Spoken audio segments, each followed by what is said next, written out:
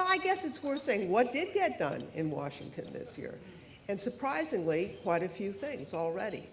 John and I were on the stage there with President Obama when he gave his address. It was really not only thrilling to hear him, but the coldest I've ever been in my entire life.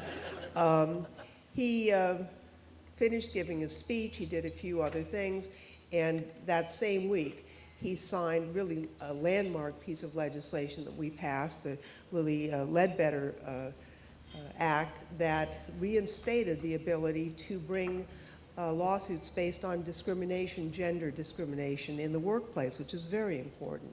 Shortly thereafter, Congress passed and sent to the President an expansion of SCHIP, which is the health care program for children, expanding health care to 11 million additional American children. Shortly after that, we adopted the American Recovery and Reinvestment Act, sometimes known as the Stimulus Act, a phrase we don't like to call.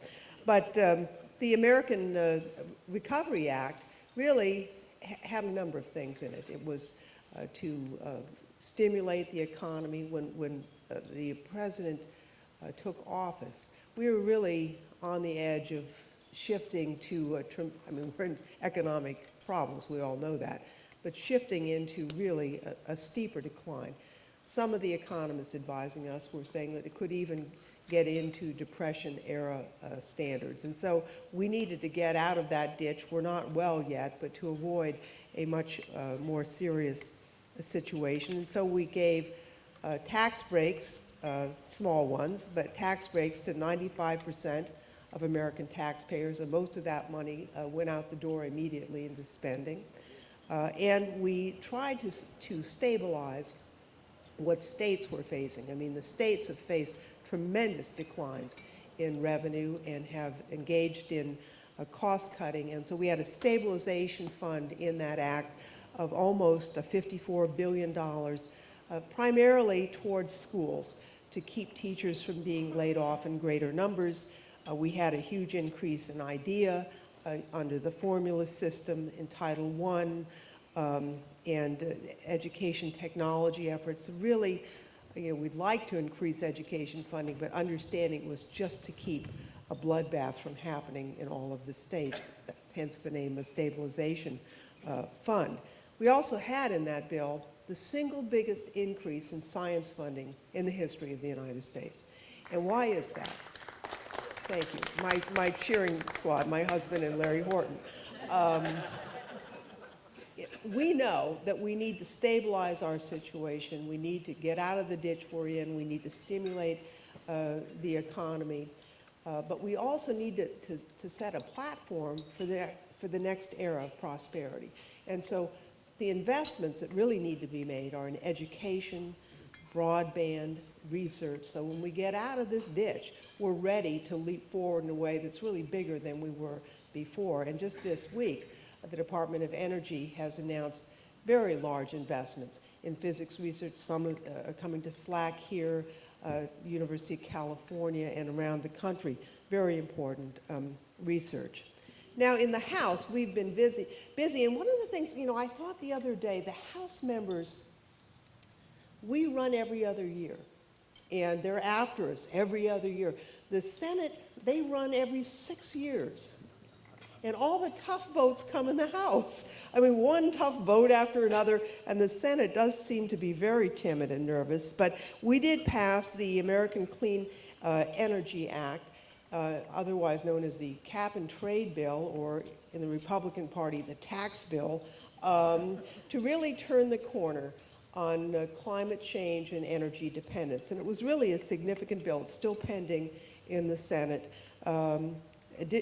Tremendous resources into alternative energy and research. The cash for clunkers, which is much in the news today, is really a small little part of it, but seems to have done something positive for the economy. And the estimate is, and this is not good enough, but that the reduction in total global warming emissions would be 83% below today's levels by the year 2050. Now, that's not good enough, but certainly a step in the right direction and a dramatic turn from where we were going. We passed just recently, last month, statutory pay-go. Pay-go is a rule that was kind of eviscerated by the Republicans after the year 2000, where you can't spend money unless you figure out a way to pay for it. You can't cut taxes unless you figure out a way to pay for that, and we've made that statutory. And so that's what we've done so far, and the question is, what's next? Healthcare is next.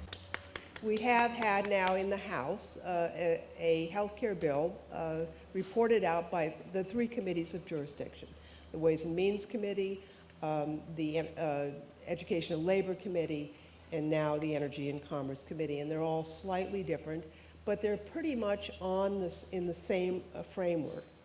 I was telling John that a week ago Monday, usually on Monday mornings or Tuesday, depending on when the first vote of the week is, I take the early morning flight out of San Francisco. I land at Dulles, and I get to the Capitol in time for votes.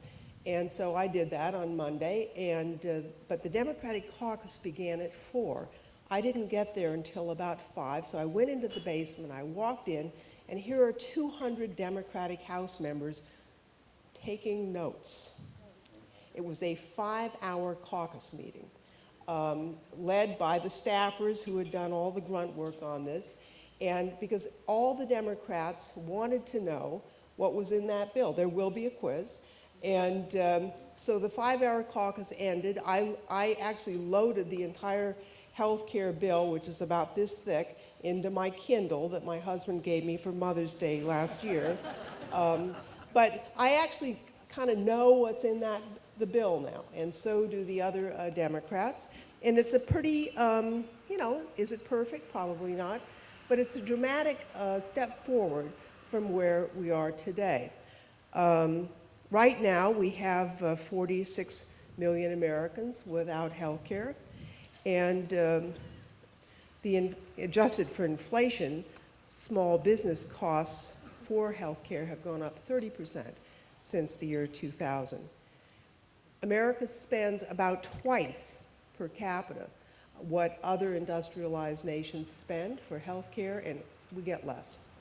And without reform, the cost for the average family for health care will go up about $1,800 a year. So the status quo, if you lay it out to people, is really not quite acceptable, and that's the issue.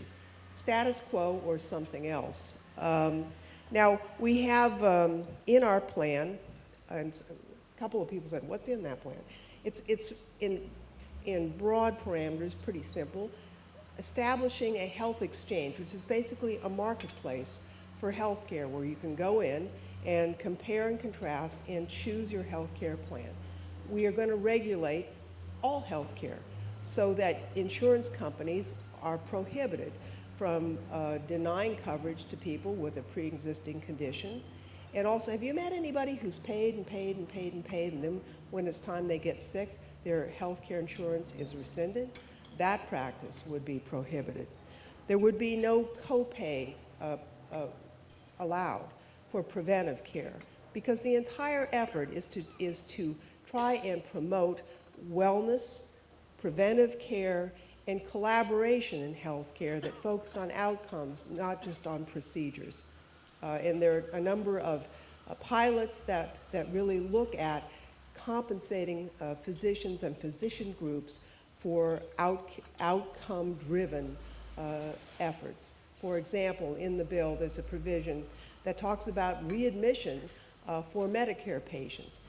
About 40 to 50% of Medicare patients who are hospitalized are readmitted, and the estimate is about more than half of those are unnecessary readmissions. But there's really no sanction for those unnecessary readmissions. There's no benefit economically to any physician or nursing home or hospital to avoid unnecessary readmissions. So there's some financial incentives to avoid unnecessary readmissions. And I think that's one of the reasons why the AARP has stepped forward really to support this bill, because it really is patient-focused instead of procedure or physician-focused.